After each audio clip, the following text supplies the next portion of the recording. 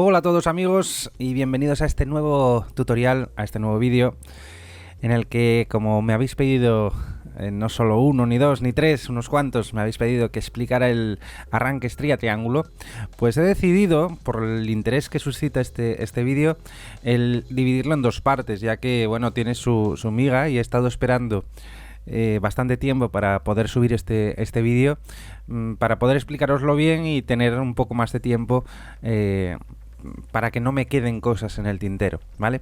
No se trata tanto de justificar exactamente todo, que para eso ya tenemos en la teoría de motores de inducción, ya os justifico pues por qué, el porqué de las cosas que voy a comentaros, sino también que nos quede claro, bueno, pues para qué sirve este arranque estría-triángulo y cómo se conecta, ¿vale? Y también me habéis pedido que os comente cómo calculo las protecciones, cómo pongo unas protecciones adecuadas para la instalación, ¿vale? Para este motor que tenemos en pantalla. Bueno, veis que ya he hecho el diagrama eléctrico, lo tenemos en pantalla, el diagrama eléctrico, tanto en la parte de la izquierda tendríamos el circuito de fuerza, que ahora iremos pormenorizando, y en la parte derecha el circuito de mando. ¿Vale? Pero antes que nada, recordaros para lo que sirve. Siempre que expliquemos algo, que se explique una cosa, hay que tener un objetivo claro, ¿no? Que es decir, bueno, ¿para qué quiero yo saber cómo se realiza un arranque estría-triángulo? ¿Para qué aplicaciones tiene, ¿no? Bueno, pues a pesar de que, como os digo, ya lo he explicado en el video tutorial de la teoría de motores de inducción, pues recordar que un arranque estría-triángulo lo que proporciona es una ventaja clara en la punta de arranque, ¿vale? Cuando el motor está funcionando en estrella, lo que se consigue es reducir el consumo. Para unas mismas condiciones de trabajo se reduce el consumo, ¿vale? Y por normativa aquí en España, el reglamento de baja tensión, que os lo voy a mostrar aquí, la ITC BT 47, a ver, aquí, la ITC, esta es la 19, la tabla, la 47, pues nos dice, sobre todo, que en general los motores de una potencia superior a esos 0,75 kilovatios deben estar provistos de reóstatos de arranque o dispositivos equivalentes que no permitan que la relación de corriente entre el periodo de arranque y el de marcha normal, que corresponda a su plena carga, sea superior a la señalada en este cuadro. Eso significa que para motores de 0,75 kilovatios en adelante vamos a necesitar disponer el motor de tal manera que no tengamos puntas de arranque elevadas, ¿vale? Podamos controlar esas puntas de arranque. Y de ahí vienen todos los sistemas de arranque para cada uno de los motores, ¿vale? Para todos los motores tenemos diferentes tipos de arranque. El más sofisticado, el último y el que mayor control tiene sobre el arranque y con mejor eficiencia, sabéis que es el de variación de frecuencia y tensión, Para eso tenemos los variadores de frecuencia. Pero claro, los variadores de frecuencia tienen un pequeño problema, y es que son más caros de lo que me puede costar utilizar una serie de contactores para realizar un arranque estría-triángulo, ¿vale? Con el arranque estría-triángulo, eso sí, quedó limitado, porque voy a jugar con dos parámetros. Uno, la intensidad de arranque, que la limita a 1/3. En estrella un motor me consume 1/3 de lo que me consume en triángulo. Estoy limitando la punta de arranque. Una vez arrancado el motor, y por eso se hace el cambio a triángulo, porque ya cuando he superado el periodo de arranque, que es donde más consume el motor, pues ya puedo cambiar a triángulo. ¿Por qué cambio a triángulo? Porque lo malo de trabajar de que un motor trabaje en estrella es que el par motor que puede ejercer es también 1/3 del par que ejerce en triángulo. Por lo tanto, para poder mover cargas mayores, pues se arranca en estrella y luego se pasa a triángulo, ¿vale? Se tienen mejores eficiencias. Bueno, claro, en el arranque estrella-triángulo, puesto que el par desciende a 1/3 de lo que hace en triángulo, pues el problema que tiene es que en el arranque las cargas que se pueden mover son más limitadas. Tengo que siempre cerciorarme que el par que se ejerce en estrella por el motor sea siempre superior a la resistencia, al par resistente de la carga, ¿vale? Para que el motor pueda moverse en el arranque. Si la carga me frena tanto el motor que no es capaz de mover esa carga en el arranque, pues no arranca, simplemente. Bien, por otro lado, también tenéis el vídeo de la descripción de la placa de características, lo que es cada cosa, que es muy importante para el tema del dimensionamiento de los elementos de protección de la instalación y del motor, ¿vale? Entonces, antes de comentaros un poco estos dos esquemas eléctricos, vamos a ir con el tema de las protecciones, ¿de acuerdo? Para ello, bueno, pues supongamos, por ejemplo, que este motor, no sé, vamos a poner que es de 1000 vatios, ¿vale? 1 kilovatio. 1 kilovatio. Para 1 kilovatio, si yo hago los cálculos, imaginaros que es de 1 kilovatio, voy a ir apuntándolo aquí, ¿vale? Bueno, esas son fórmulas que tenía de antes. Voy a ir apuntándolo aquí para todos. Imaginaros que tenemos, voy a insertar una ecuación. No quiero fórmulas, no quiero utilizar demasiadas fórmulas, pero imaginaros que nuestro motor es de 1 kilovatio, es decir, que es de 1000 vatios. Acordaros que todas las unidades que provienen de una persona, del nombre de una persona, como es en este caso James Watts, se escriben con letra mayúscula, ¿vale? El voltio, el amperio de volta, ampere, el ohmio de George Simon Ohm, etcétera, etcétera. Bueno, entonces tenemos un motor de 1 kilovatio. La potencia de un motor viene definida por raíz de 3 veces, la tenemos aquí, la potencia de cualquier carga viene definida por la raíz de 3 veces, la U de línea, la I de línea y el coseno de phi. ¿Vale? Eso es lo que me va a absorber el motor, la potencia que va a absorber el motor. La U de línea serán 400 voltios. Voy a sustituir. Estos serán 400 voltios. 400 voltios. La I de línea no la sabemos. La potencia habíamos dicho que eran 1000 vatios. La I de línea es lo que trato de saber, cuánto me va a circular como máximo por la I de línea. Y el coseno de phi lo sacamos de la placa de características. Vamos a suponer un coseno de phi de 0,86, ¿vale? Que es un coseno de phi bastante típico. Voy a borrar aquí. Aproveché esta ecuación que ya la tenía. Y entonces tendríamos que despejar de esta ecuación la I de línea, ¿vale? Que la voy a poner aquí. La I de línea será igual despejando a los 1000 vatios. A ver si puedo. Bueno, será los 1000 vatios entre la raíz de 3 por 400 por 0,86. Por 0,86, esto de aquí. Vaya. A ver que seleccione más de la cuenta. Eso, ahora sí. Bien. Sería la I de línea esto en amperios, me saldría el resultado. Luego, haciendo el cálculo de esto, voy a abrir la calculadora. Más o menos voy a hacer la parte de abajo, 1,72 por 400 por 0,86 sale 591,68, ¿vale?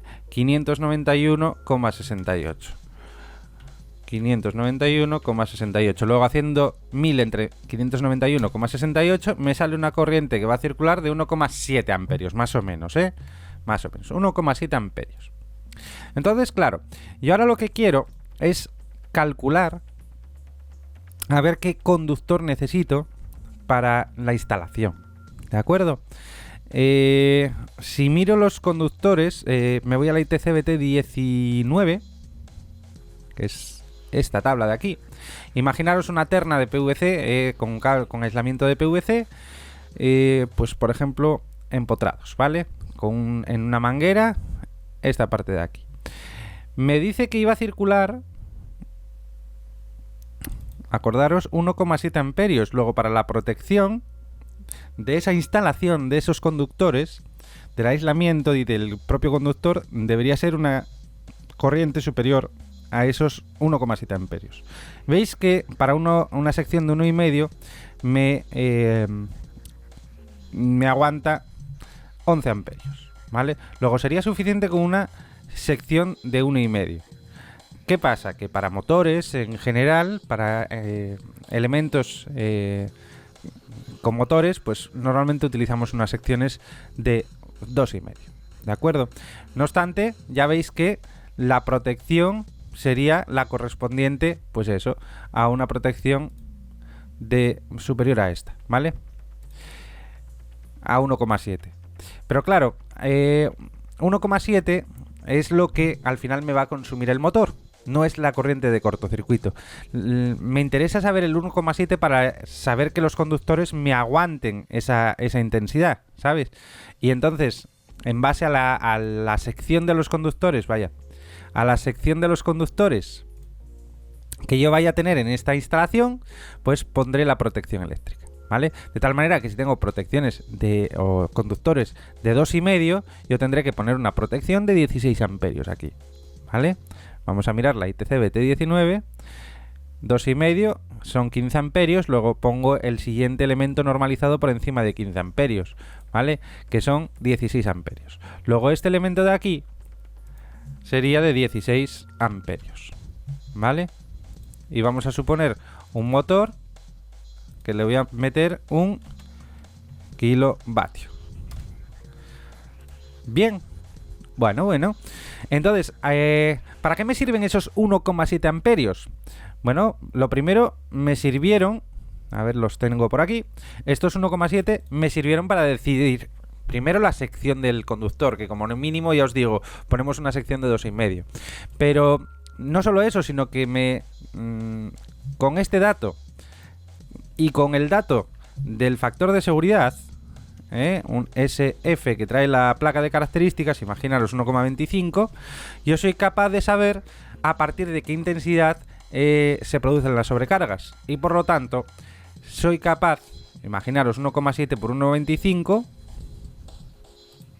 1,7 por 1,25 me salen 2,125 amperios. Eso significa que a partir de esa intensidad el motor se va a sobrecalentar, es una sobrecarga.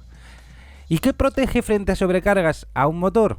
Pues en este esquema lo que está protegiendo frente a las sobrecargas es este relé térmico de protección. Por lo tanto, a la hora de elegir un relé térmico de protección, yo tendré que hacer que la regulación de intensidad me permita establecer un valor de 2,5, no sé cuánto era exactamente, 2,7 amperios, de 2,7 amperios que me permita establecer ese valor, ¿vale? Que por ejemplo que tenga una regulación entre 1 a 7 amperios, ¿vale? O a 5 amperios.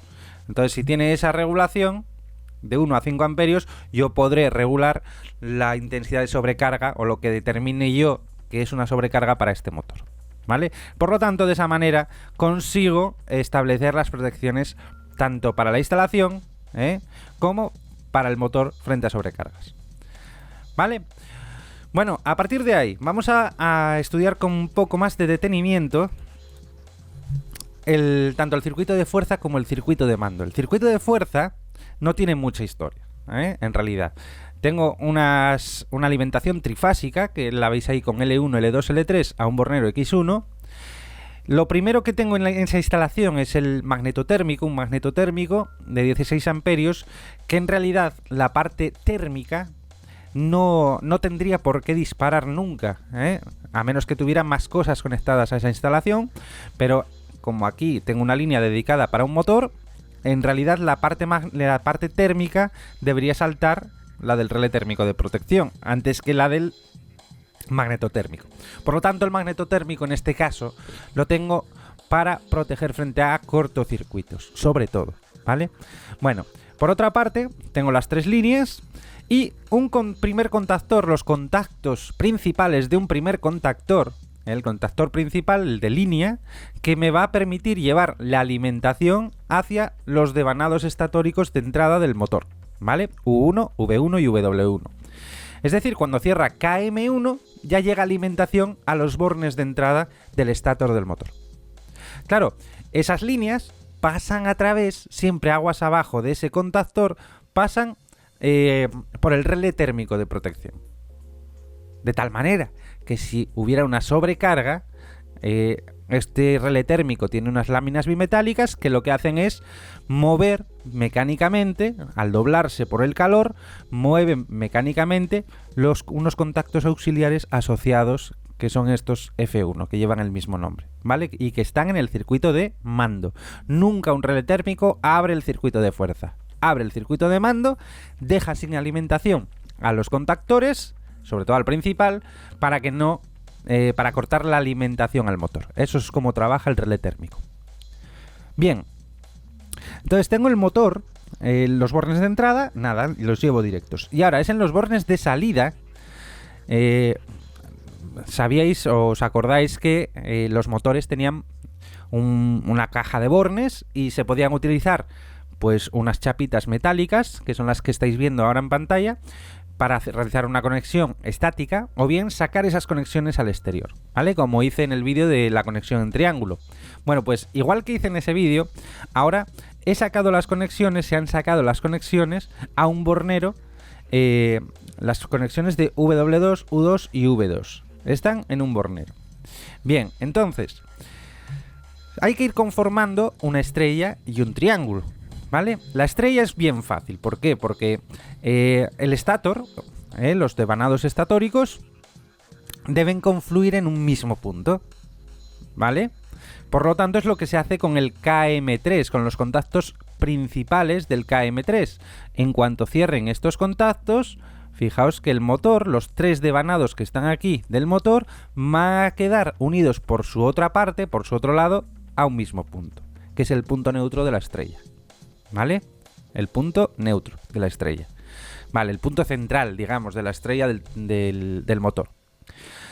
Sin embargo, en triángulo, cuando se realiza la conexión a triángulo, tenían que quedar unidos, pues aquí puse las conexiones tal como vienen en la placa de... o vienen las conexiones tal como vienen en la placa del motor, en el bornero del motor. Vienen enfrentados U1 y W2, V1 y U2 y W1 y V2. ¿Por qué? Porque precisamente son esas conexiones en vertical las que se tienen que utilizar para la conexión en triángulo. Si yo consigo unir U1 con W2, habré conectado una parte del triángulo, un lado, V1 con U2 otro lado y W1 con V2 el tercer lado del triángulo.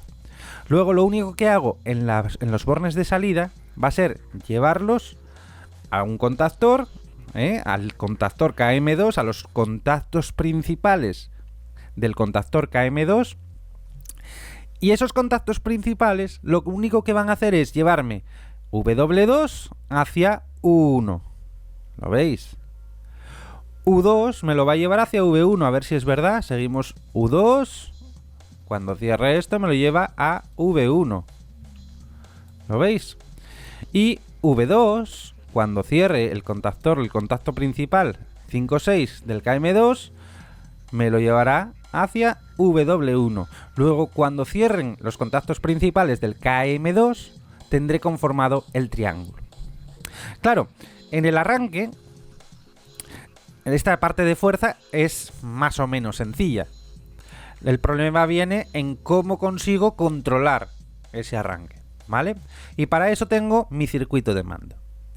Y en el circuito de mando, veis ya en la parte inferior, sin centrarme todavía en esta parte de aquí, pero vemos las bobinas del KM1, la bobina del KM2 y la bobina del KM3. Es decir, las bobinas del contactor principal, la bobina del triángulo y la bobina de la estrella, ¿vale? Del contactor que me va a conectar el motor en estrella.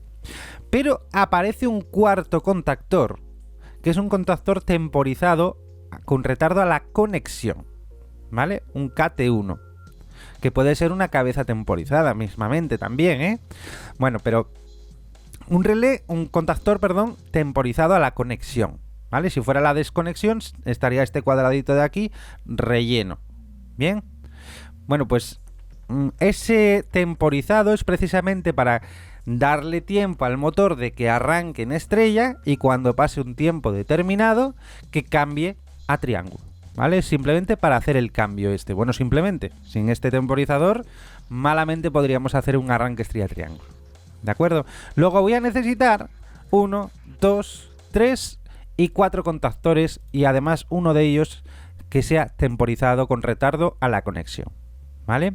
El temporizado con retardo a la conexión funciona de tal manera que desde el momento en el que se le da, en el que se alimenta esa bobina, si se mantiene esa alimentación durante el tiempo que tenga establecido, pues a partir de ese tiempo cierra los contactos asociados, ¿vale?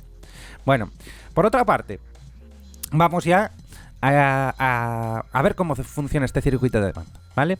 Tengo un magneto térmico que normalmente este magneto térmico siempre, bueno, ya lo tengo aquí marcado, es de 10 amperios, ¿eh? Eso es el mínimo, el magneto térmico mínimo para una sección, pues normalmente de 1,5 va a ser esta sección, ¿vale?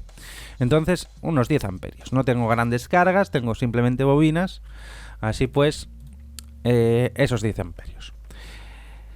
Entonces, lo primero, esa protección frente a sobrecargas y cortocircuitos de la instalación. Luego, fijaos que tengo un contacto normalmente cerrado del relé térmico de protección, es decir, si no salta, si no dispara esta protección, este contacto se mantiene en su posición de cerrado, ¿vale? Si dispara esta protección, fijaos que por la situación en la que está en el circuito, abriría y me dejaría sin alimentación al resto del circuito. Por lo tanto, todos los contactos de todos los contactores se abrirían, dejando sin alimentación el circuito de fuerza. Esa es la idea del relé térmico. Bien, además, cuando dispara el relé térmico, tengo un contacto también, el normalmente abierto, que se utiliza pues para señalizar que hay una sobrecarga, por ejemplo, ¿eh? Es decir, cuando salte este, mirad, lo voy a hacer, cuando salta este, veis cómo este abre y este cierra, de tal manera que si yo alimento, veis que me señaliza la avería, ¿vale? Bien, ¿qué más cosas? Tengo un pulsador de marcha y un pulsador de paro. El pulsador de marcha es normalmente abierto y el de paro, bueno, una seta de emergencia, un pulsador de paro normalmente cerrado, para parar el motor cuando queramos. Vamos a ver lo que pasa en el momento, desde el momento que pulso marcha, ¿vale? Y luego lo vemos simulado. Cuando pulso marcha, paso a través de un contacto temporizado del KT1 hacia el KM3. Es decir, al pulsar marcha, lo que va a ocurrir es que se alimenta la estrella, ¿vale? Se alimenta la estrella. Fijaos que todavía no he alimentado el motor, ¿de acuerdo? ¿Por qué? Porque el motor tiene que tener una alimentación de entrada y tiene que tener una conexión de salida para poder arrancar, para poder funcionar. Entonces hago primero la conexión de salida, tengo el motor preparado y luego le doy alimentación para que arranque en estrella. Por eso, cuando se alimenta la bobina del KM3, hago dos cosas. Utilizo los contactos de ese KM3 para varias cosas, no para dos, sino para tres. Por una parte, memorizo, que es por lo que tengo esta realimentación, memorizo la pulsación que se le ha dado de marcha, porque no voy a estar ahí pulsando constantemente marcha para que mantener la alimentación al KM3, sino que utilizo una realimentación con un contacto del propio KM3. Es decir, mirad lo que pasa, ¿eh?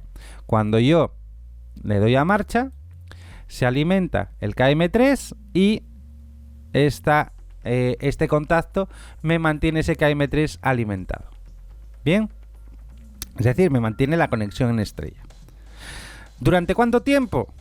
Pues como paso a través de un contacto temporizado, estará alimentada esa bobina de KM3 tanto tiempo como tenga programado en este temporizador, ¿vale? En este caso tengo pues 5 segundos.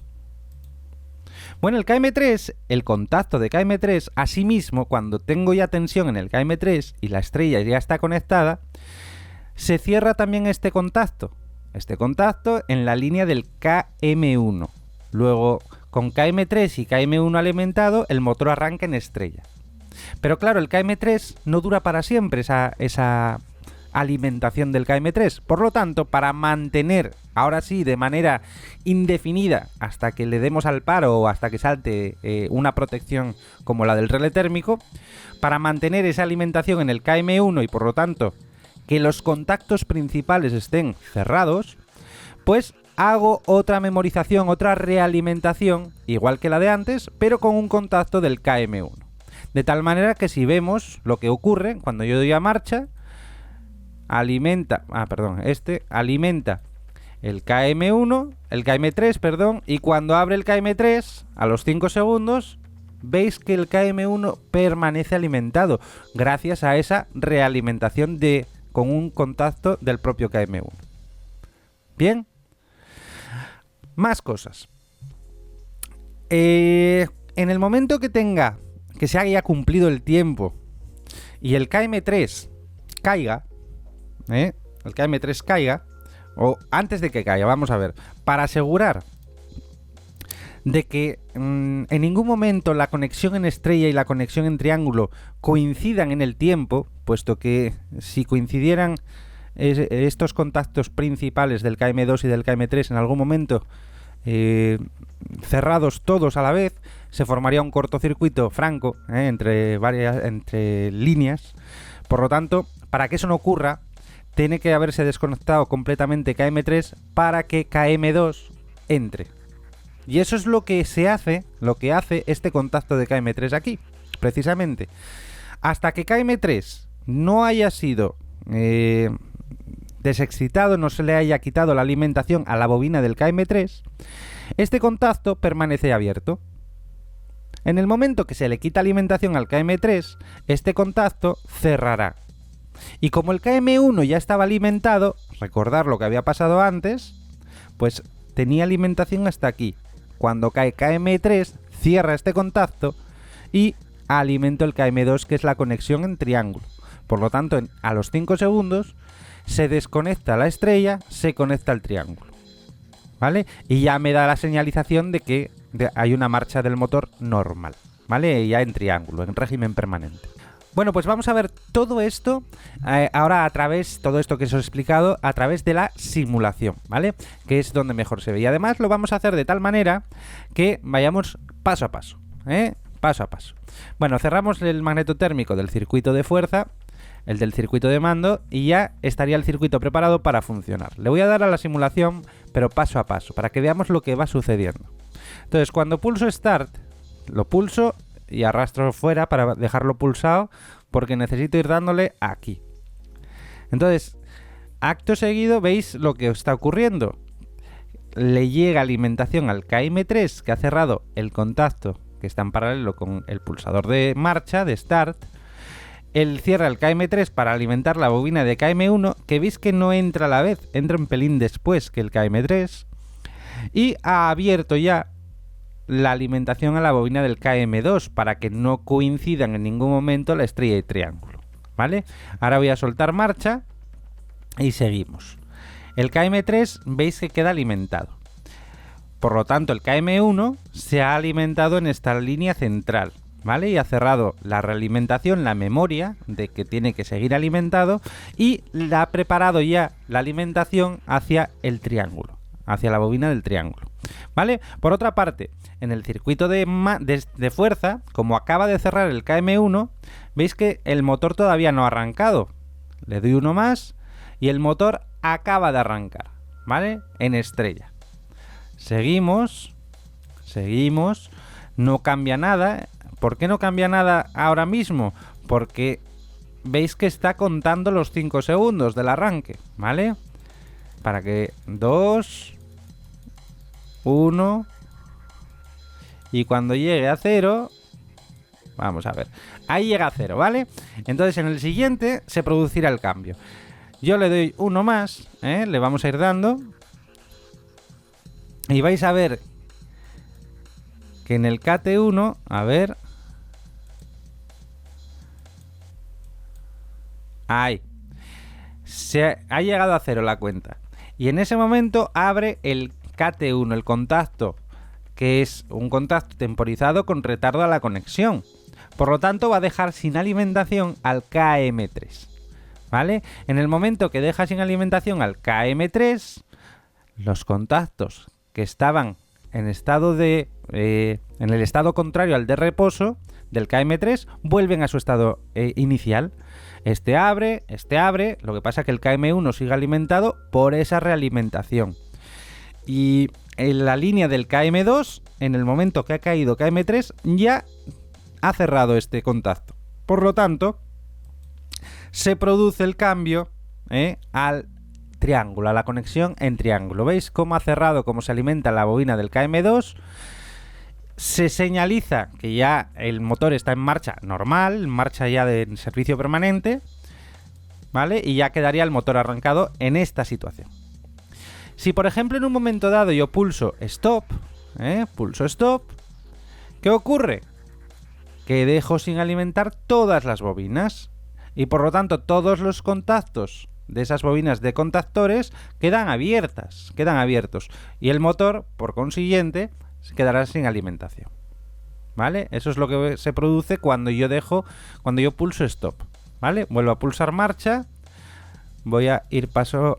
tengo que pulsar marcha, voy paso a paso para que todo esto volvamos al estado de régimen permanente, ¿vale? Llegamos al régimen permanente, ahí está, vamos al régimen permanente, al funcionamiento en triángulo ya.